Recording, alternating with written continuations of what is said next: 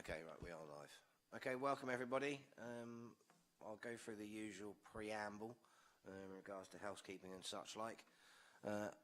First of all, I'm Councillor Jason Zackley, Cabinet Member for Safety in the Community, and I'll be chairing today's meeting, which I suspect will be a rather brief meeting. Housekeeping rules as normal. If the continuous fire alarm sounds, please evacuate the room and public gallery by the stairwells. Don't attempt to use the lifts, and please assemble near Queen Victoria's statue in Guildhall Square. In order to comply with the Guildhall Trust fire marshal regulations, anyone who signed in at the Guildhall reception desk should sign out when leaving the building at the end of today's meeting. Presumably that's in case there's not a fire. Everyone speaking via a microphone will be recorded and broadcast on the website, including those making deputations. Well, we have no deputations today. Members of the press and public are also permitted to record the meeting on the understanding that neither disrupts the meeting nor records those stating explicitly they do not wish to be recorded. But once again, we have no members of the public or the press. Please can anyone use the microphones, and remember to switch them off when they've finished in order for the camera to move to the next person speaking. We have all read the reports, apparently, so this introduction says. So officers, please just highlight any developments that have occurred since the publication. Now, if I could just go around the room and ask people just to introduce themselves so our multitude of viewers know who's who. I've introduced myself, so we'll go across to our admin, which is a change for today. Alison Harper, Democratic Services. Roy Goulding, Head of Community Safety. Simon Newell, Private Sector Antisocial Behaviour Coordinator.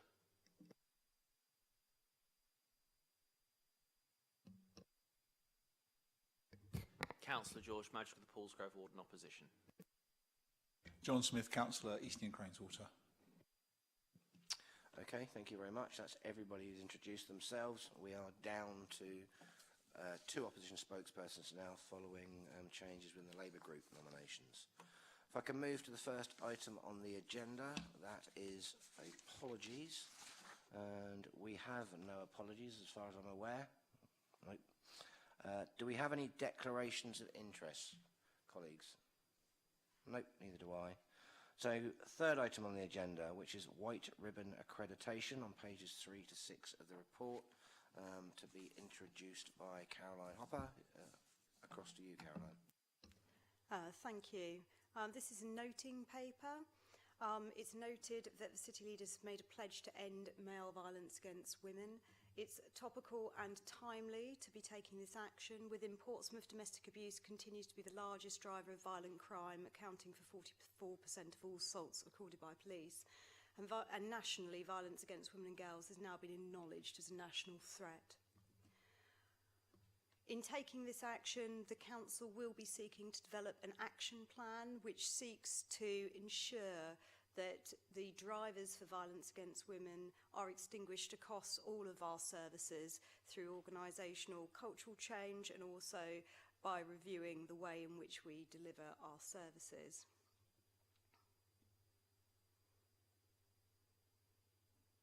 We are hoping to achieve the accreditation this year and will be applying imminently. This is just one part of the work that we're doing in the Council to address violence against women and girls. The others include the domestic abuse strategy and the Safer Streets programme. Thank you. Thank you, Caroline. As I'm sure you've read, the report is fairly explanatory. Does anybody have any questions or points they'd like to raise? Nope. Okay, I'll just say thank you for this, Caroline. It's another show of commitment, I think, by us as a local authority in tackling what's clearly a very important issue. And again, I'm delighted to say that all parties in this room have been supportive of this. And again, another demonstration this can be and is a cross-party issue and one that we all are committed to. So thank you for that. I say it's a report for noting, and the only thing I'd say on it is in further to the meeting that we had this morning, make sure that we've signed up to the White Ribbon Pledge individually as members that are obviously part of this particular portfolio. So thank you, Caroline. You can either stay to the end of this meeting, or you can escape now. It's entirely up to you. But thank you very much. Item 4, which is in fact the last item, relates to private sector antisocial behaviour coordinator role, pages 7 to 10 of the report. We have Simon Newell with us today, who actually is the private sector antisocial behaviour coordinator. He's kindly come along after I invited him to attend this, but I shall pass over to Roy to actually introduce the paper. Mr. Golding. Thank you. Again, this is an information only paper, but it was to update the Cabinet member on the progress of the role of the private sector antisocial behaviour coordinator. As you've introduced Simon, he's in post at the moment and doing a good job, and possibly we'll get some words from him a bit later on in terms of some questions. But the role came about from councillors that were identifying an increasing amount of casework related to the private sector that, I mean, we call sticky cases, complex cases, where there's often several agencies that may be involved or needed to try and resolve the issues that are there. So in terms of the council and other agencies and members of the public, when they got those types of cases, there was often a struggle in terms of a single point of contact. So are they contacting the police and noise team, safeguarding, all those types of teams. So previously, we used to have an ASB unit that had this type of role, and that post was made redundant in 2017 due to cuts at that time. The theory was, for example, there was a police officer within the team as well, that we would upskill the police to respond to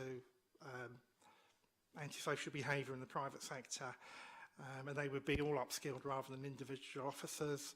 Noise team, housing associations would also be responsible for their areas of work and understand how to share information.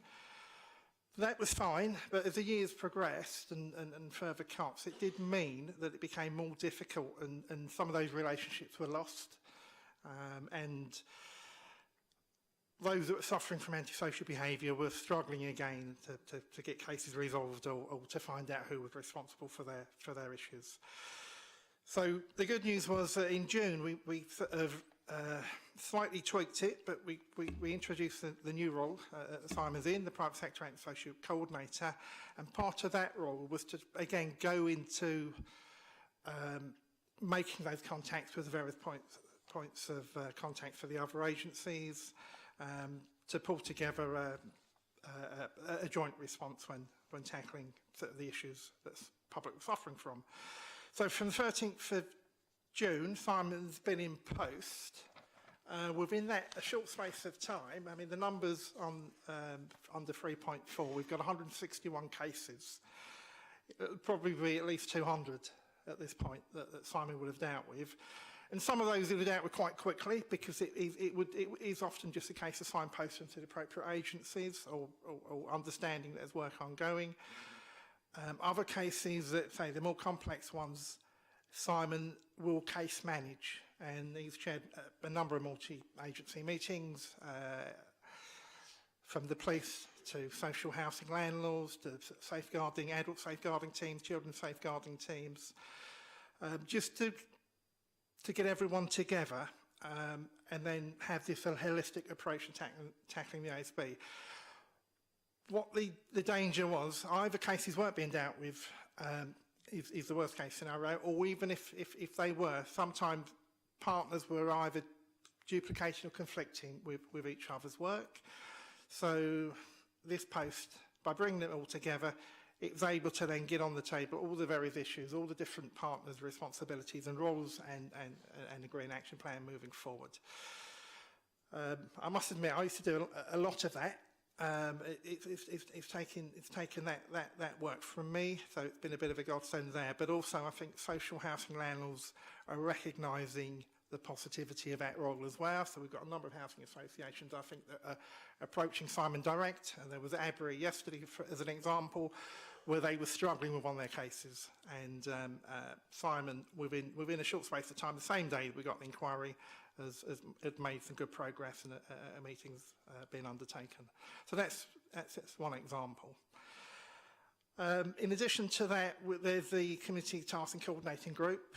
Simon will attend that. He'll deputise for me. I now attend the daily police briefing. That's a really good new innovative in terms of PCC attending the police briefing, so we can deal with those types of issues. So Simon, again, will deputise for me at that one. Simon's background is he's got many years' experience as a community warden. So he's sort of brought those skills across. He's hit the ground sort of running. So the team that would normally deal with some of these types of issues in the past, since we abolished the ASB private sector unit, would have been the community wardens. Now they're very busy team, and it's very difficult for them to case hold. So Simon's able to take those cases on. So we will still deal with waste and dog fouling, those types of things, and the community wardens will deal with those straightforward ones. But where it gets complex, this is where it gets passed to Simon, and then Simon sort of does his magic, for want of a better word. It was a fixed-term post until the 13th of June. Obviously, we're just confirming the finer details of the budget, but I'm confident. I think that we're in a position to show that it's working, it's making a big difference to residents, and that we'd like to continue that into the future. Roy, thank you very much. And indeed, on that last point, as I spoke to Simon just before we started the meeting, we confirmed that this morning, so the post is actually now secured, so it will continue funded ad infinitum. Well, as long as we're around, I guess. Any questions or points? Obviously, Simon's here today. He came and spoke to my colleagues in an informal council cabinet briefing probably about a month or so ago. Very useful. And whilst there is... The only one thing I would say about the report, and it's not really a criticism of the report, it's just a factual info. You've listed the amount of cases that Simon's done. It might be useful to see that, how that pans out across the various wards across the city. Clearly, I'd expect some wards to be heavier than others, but just to show, in effect, that all wards can be responded to. So it's hopefully not a north-south divide situation. It's just Simon's there to cover any particular issue that crop up, whatever ward they're in, whatever part of the city. So, colleagues, do you have any questions or points you'd like to make in regards to the report? And I say either address them to Roy and Simon, if you'd like to say a few words yourself in a minute, you're quite welcome to, but it's entirely up to you. George. Yes, just a point of clarity. Does this figures include the things like the Marriott Hotel issues we had and the Village Hotel? Does that include those type of things? If Simon's been involved in that, they certainly would. There were certainly casework. So, for example, I think Councillor Brian Madgwick, is in contact with a case at the moment. We can't go in details. That one, because it's not a local authority housing, and I think he contacted the housing office, that got handed over to Simon yesterday. That will be counted. The Marriott Hotel, I'm not sure whether that one got forwarded to you directly, so possibly not. But where Simon has an involvement, that would be there. So in addition to this, there are various other data collection points in terms of what the wardens do. The wardens tend to do about 1,000 pieces of work a year. That's how we've averaged it out. So this is over and above that.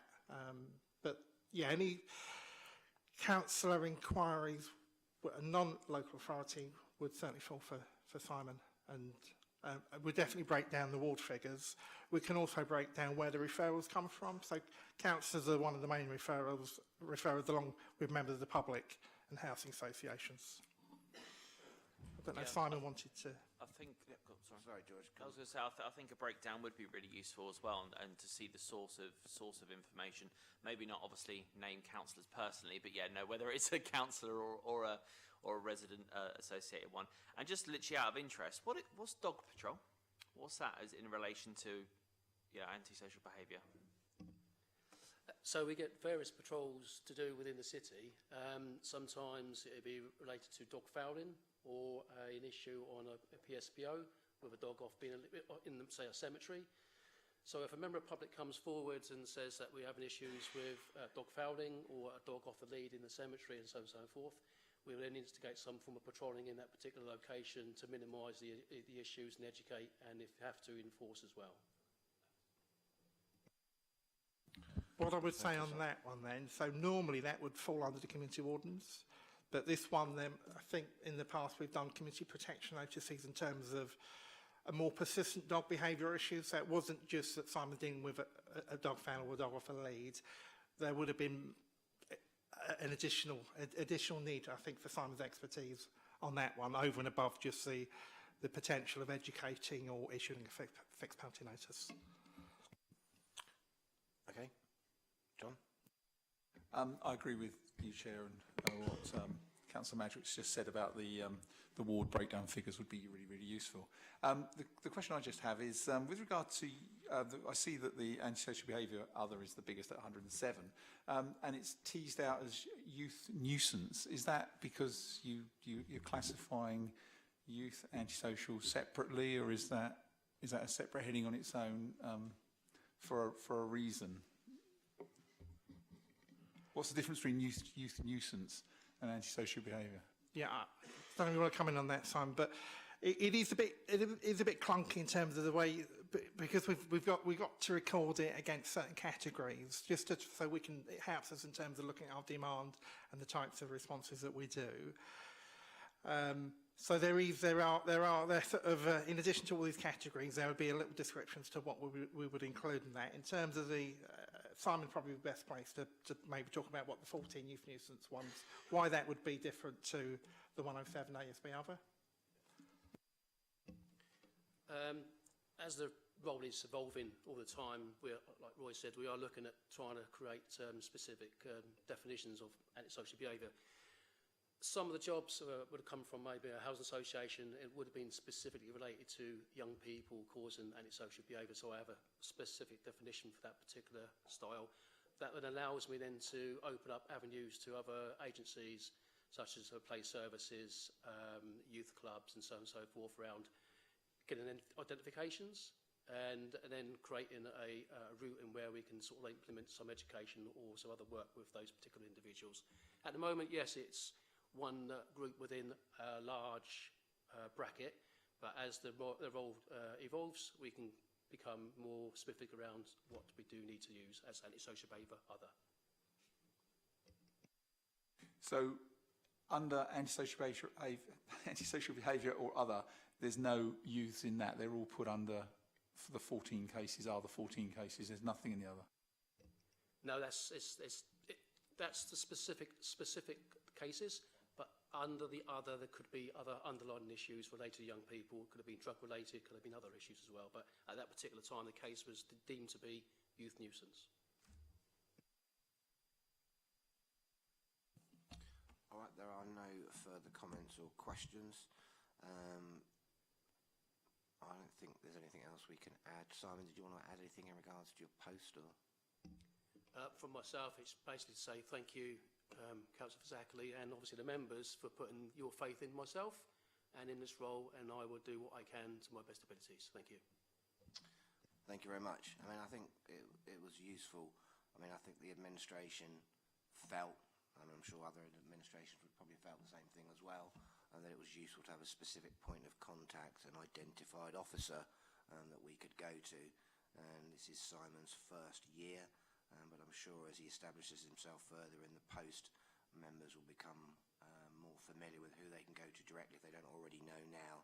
So good figures for the first year, good in so much as we can deal with them. Obviously not good in so fact they keep occurring, but it's useful that we can keep a track on these. I say in future, any future reports that we do, if we can at some point include a ward breakdown for it, and obviously I hope we tell our respective groups, I'm sure they're all aware anyway of Simon's existence now in this specific post, and there's someone they can go to as and when the need occurs. So without wishing to sound any more formal and boring, thank you very much indeed for coming along today, everyone here, officers and members. Thank you very much, and at around 2:22, whatever it may be, I formally close today's meeting and release you all back to your normality lives. Thank you very much. Aye. End of meeting.